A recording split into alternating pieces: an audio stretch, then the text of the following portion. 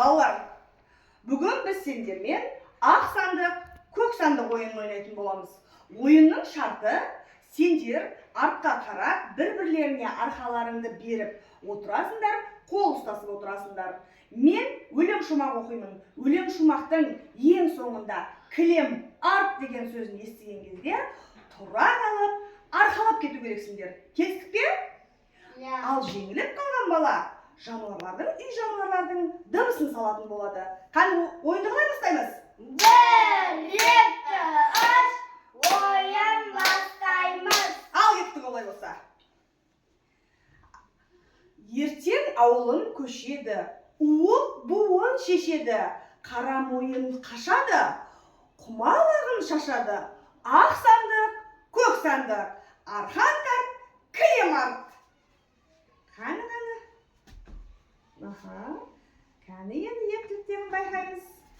Ой, бәрекелде, кәне кім епті екен? Кәне кім арқалап кетеді екен? Дұрыстап ұстамаңдар.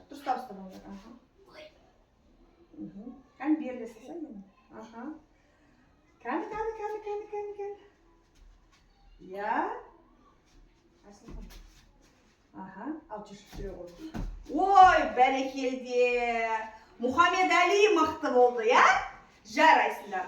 Ал енді Айсұлтан жануарлардың дыбысын саласын. Сиыр қалай дыбыстайды? Мө. Қой қалай дыбыстайды? Мә.